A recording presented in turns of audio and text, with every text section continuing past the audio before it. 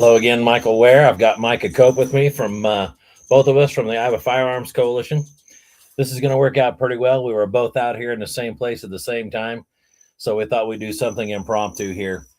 So we're coming at you with Warrior Wednesday. Before we get started, thank you for your volunteerism. I know we want to talk about that a little bit tonight.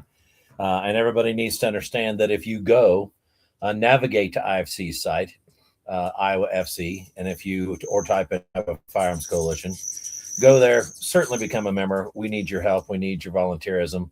We need your engagement. But the trusted partners really put this on. Those are people who have decided to offer you tangible benefits as an IFC member. And we want you guys to patronize the people that are supporting us. So if you're going to buy things or you're in the Second Amendment realm shopping, go there and look at that stuff first and buy from those people who support us, because that's the only way this works. So I want to introduce Micah Cope. He's our, what would we call it, our fundraising director? Yeah. Okay. All right. And we made that up on the fly. I think that worked out pretty well. Yeah. Okay. So, well, anyway, why don't you explain to them the nasty nature of how you're blindfolded. And we did the Russian roulette thing to get you to say yes to this position, or you can tell the truth. It doesn't matter. Right. It was a stormy, dark night. And well, Michael is he's a persuasive individual, and when you already have a heart for the organization and a love to extend Second Amendment benefits and freedoms to everyone that could possibly enjoy them, you kind of tend to want to keep pushing that envelope a little bit further each and every time you engage. And Michael would continually ask me when I was going to start volunteering instead of just claiming to be pro Second Amendment. So, I mean, you know how that works. It kind of pokes you in the ribs every time, So it was a little bit like that, wasn't it? It was. I wouldn't say that I guilted you into it, but I knew that it. Okay, here's the thing. Many of us out there have time and talent that we could use for the organization. Now, there are a lot. We all are living far busier lives than we had ought to. I don't think you'll find very many people in a day's time that have copious amounts of nothing to do. That's not what I'm suggesting. I know that we're all very busy, but sometimes we're not really sure how we could fit if we don't ask. And I assumed that if Micah had the time that he could dedicate and remain consistent, because that's key, that there was going to be something there for him. He's my brother in Christ. We go to church together. We've been friends a long time. Besides, I just like doing things with a guy. That's why we're sitting out here in front of with the mountains in the background right now. We're on vacation together. So short version is, I knew that you could be helpful if you were honest about how much time you could offer. And so there was a position there. And why don't I just turn this over to you and you can talk about the position. There was a need for a fundraising director, as we just discovered was the name of this position. So, the IFC had a need for augmenting how we gather funds and provide a kind of a benefit to our members and those that are out in order to engage them.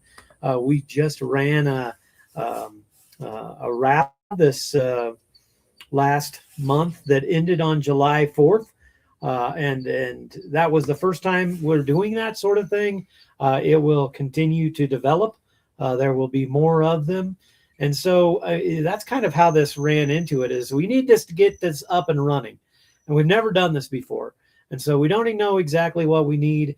And we need somebody that's going to be able to come in and figure out what is necessary, how to get this going, jumpstart it, get it off the ground, and then kind of force feed it until it's going nice, real smooth, And so that's what this was kind of laid out to me as, and I just felt like maybe I could do that. I could be a benefit to IFC, and I'm glad to be here. I'm glad to be able to help in any way I can here. So I've been able to even add a little bit of my IT skills outside of my directorship here for the fundraising. So hopefully we can get some things smoothed out that have gone a little crooked in the past, and we'll get things running smooth again. So yeah, the fundraising stuff will be amped up. We'll see a lot more out there. You should be making sure that you're checking our website. You should be checking social media, because we are talking about those things. And if you missed it, you missed it. Yeah. No kidding. To bring this full circle for you in terms of the word raffle that we just used, that gets people like IFC in a lot of trouble. It should not, but social media, depending on your user agreements and depending on what their policies are, they don't let you do that, because some people consider the purchasing of a raffle ticket to be tantamount to buying a firearm, right? And so the short version is we had to move everything. We can't have that kind of thing on our website anymore. Link to it through the video that you're seeing now or the audio that you're hearing. We can't link those things together because we got booted off of YouTube for just talking about it. And I think that when administrations on the presidential level change, I would imagine the light version of scrutiny that we're getting for things that we had not to right now will move back to the heavy version. I think you can take that to the bank. So we have to have places to do this. We have to work with third parties, but this is part of it. Some of the revenue for IFC comes from membership, but it's going to have to come from other places too, because we're not going to be able to rely on membership only in order to do all the things that membership requires of us and that the state needs. So the fact of the matter is we've got to have other tools like this, and they may have to be third parties doing and running them. So, and we have to get creative. Yeah. And it's a little bit of a brainstorm sometimes to sit in these chat rooms and just in person, and some go, we've got to do it this way, because we can't say these things, and we can't show these things, and we can't use these graphics or these platforms. So we've got to really be careful. Otherwise, we're going to jeopardize the entire project. Yeah. So let's do it. So we're going to try and figure out a way to communicate that out through email, through posts, face-to-face communication, our presence at events, gun shows, whatever else, Second Amendment Capitol, the IFC packs up for all these things. We're going to work very hard to communicate the issues surrounding these problems over to you in ways that hopefully will keep us out of trouble. But I'd like, if you don't mind, this isn't rehearsed in any way. I'd like for you to kind of talk about your experience of being onboarded and moving into the realm at IFC. We have we use basically, if I understand it right, it's a Google Suite in order to send our emails, chat, stay up to the moment, share documents, kind of thing. And so you're kind of entering into this microcosm forum. Would you say it's kind of like that? Yeah. So there's chats that are specific about each thing that's going on in the organization. There are routine virtual meetings that people can attend, and we encourage that. But from coming outside to that, now into it as a volunteer, why don't you talk about that? Because what I want for people to understand, and this is what I'm asking for from you, what I want them to understand is A, it's not hard to integrate. B, I have no doubt that no matter who you are or what your skills are, even your tech ability, that you can integrate and do something meaningful with your time, and that there are needs for you no matter what desires you have or what aptitude you may have. I believe that that's a true statement. So why don't you walk us through your experience? Sure. It was very seamless and kind of hands off. It's using the Google Suite. Well, I am familiar with it. I had not used it a great deal. I work in IT, so on a professional level, most of it's Microsoft stuff. So I don't get to use Google Suite too often, other than just my own personal email. But the reality is that it's you're pulled into this organization, and you're kind of given keys to certain areas like the chat and the email that you're going to use, and then you're added to some groups, and so I want to make it really clear that there's no hoops that I had to jump through. The onboarding itself was very hands off. Michael said, "Hey, you should be added to this," and the next thing I know, I've got access to the Google Chat windows. I've got email in my email box, and outside of just having to add it to my phone and being able to read an email and read a chat, it was relatively simple. Learning where I'm at in the calendaring of when meetings might come up. I mean, if you do not have a lot of background where you are joining meetings, that might be somewhat foreign to you, but I would tell you to not be afraid of that.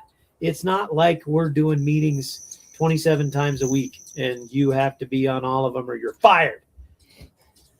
They don't even dock your pay. Yeah. So we'll bump your pay up or down based on your participation. But so if you're asking yourself, you're still talking crazy. I don't know what chats or whatever else. It's simple. If you're watching or listening to this, you already have what you need to do this. You probably already listening to this via computer, your smartphone, maybe a tablet, your laptop, whatever else. Those things will suffice for doing this. We can get you logged in through that, and you can integrate and stay up to the moment on what's going on, and help be directed and direct others for volunteering or whatever else. And there is low hanging fruit out there. If you're listening to this and you're saying, man, I don't know if I'm up for keeping up to the minute on things. What if I just want to raise my hand and help work events? I'm willing to get sore feet at a gun show or an event and stand behind a table. We desperately need that. We need people to come out there and be the face of the organization to, manage people's concerns, or better yet, just listen to them and then send those concerns up, communicate out to folks what's going on, and to be liaisons with the public and say, listen, do these things interest you? Did you know that we're doing this? How does that fit in your life? And just have frank, honest conversations. That's all we're looking for from core volunteers. So again, there's something there for everybody. But if you think that you can't do this, you're wrong, because I absolutely promise you that you can. And another thing that I'll tell you, IFC leads a group of NRA state associations from across the entire nation to mentor one another and be mentored too, right down to individual pockets of things that each of us are good at or not good at. And over that time, I've been helping with that for 3.5 years, I think now. And we've had like 40 meetings or something like that on a monthly basis. We have helped organizations, and organizations have helped us at IFC take our game to the next level. And there are people that I'm thinking of right now that may be listening to this that absolutely couldn't find up on the computer when they began. And now they're beginning their own podcast. They're doing this kinds of things that you're watching it to hear and listening to. They're doing this themselves.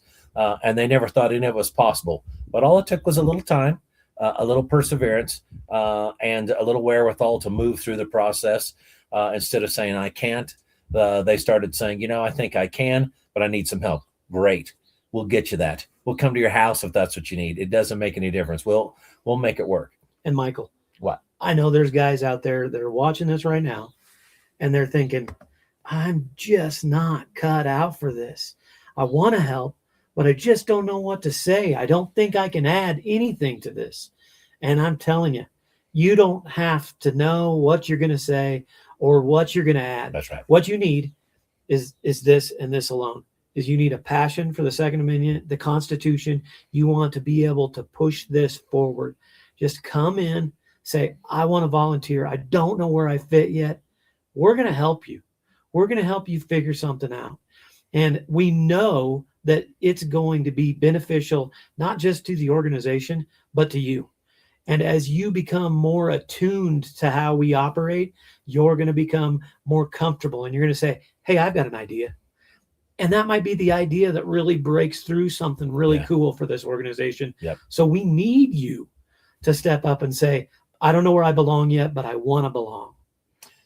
You're so right about that. I didn't plan on chasing that rabbit. I guess I never even thought about where we could go with that. But now that you've mentioned that, the truth of the matter is this organization, over its 20-ish years, from back when it was a bunch of guys sitting around in a cafe complaining about not being able to be issued a permit, and then formed the Iowa Carry, and then that changed into Iowa Firearms Coalition.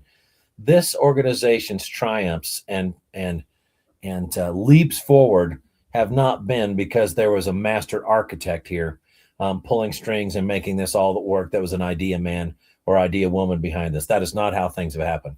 How things have happened is individuals have brought their passion, their concerns, and their willingness to be part of something bigger than themselves, and they have contributed in ways that have shaped this organization and pushed it forward. So I use this analogy from time to time. You've all seen National Geographic or Discovery Channel or some sort of thing where it's depicting this school of fish, and you immediately see them shift. There's 1,000 fish there, and they shift direction immediately, and you can't really see which one's the pilot fish, but they all seem to know what they're doing and they move together. That's kind of how IFC has been arranged. We're a bunch of fish, I wouldn't say pilot fish. We're a bunch of fish headed in the same direction. So we're a bunch of self-starters that have the wherewithal to do this, working side by side.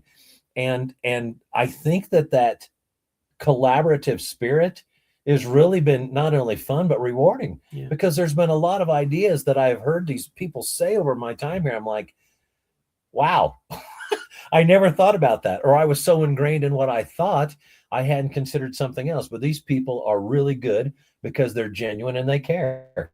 Yeah. And the next thing you know, you're doing all kinds of new and important stuff. What else? So how do they volunteer? Well, okay. So if you navigate, I mean, if you're not into getting jumped in a back alley, there's a different way to go about this. Yeah. Okay. So we want the way that leaves fewer black eyes. Fewer. Yeah. Okay. Yeah. Right. That probably. Okay. So you can, I hope everybody's understanding. We're having a little fun. You can navigate to the website, and there are volunteer positions that are outlined.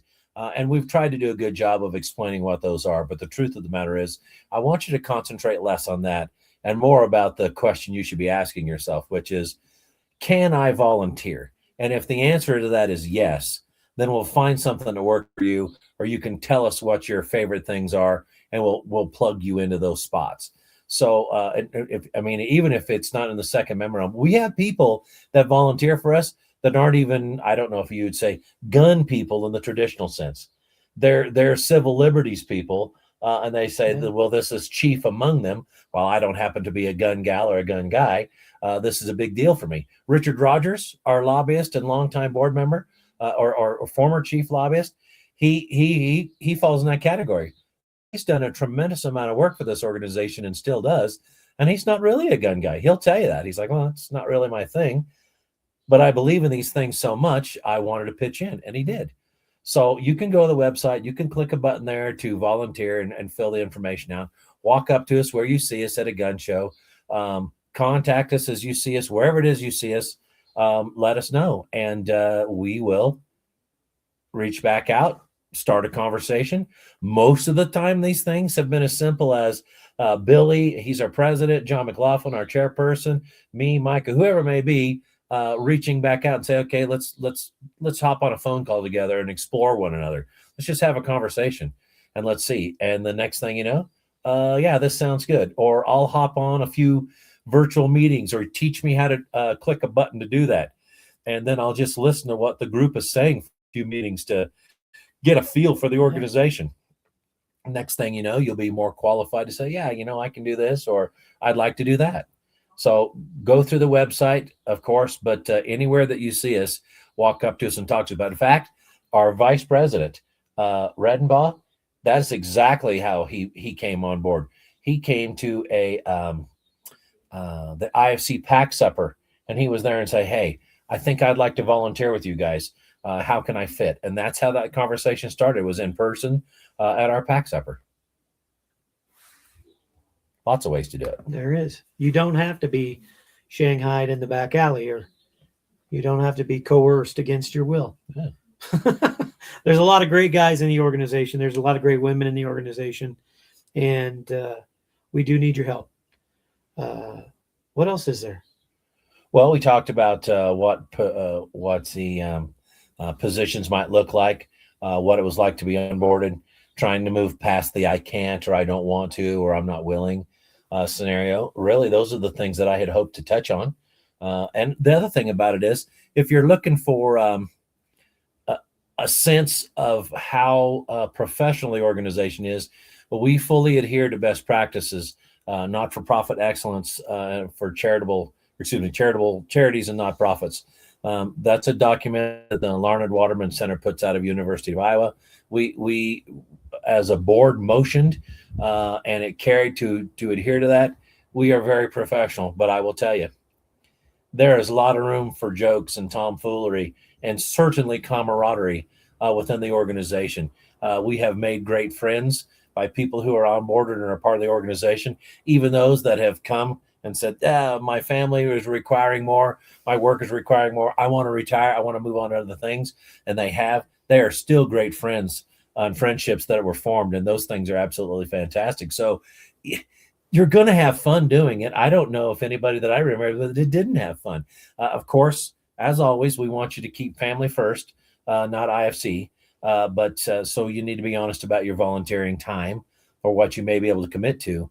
But we're all volunteers, and we have a really, really good time together. There are, especially when it comes to legislation, as you know, you've heard me probably complain about some of these things before you were within the organization. There are some tough times. Yeah.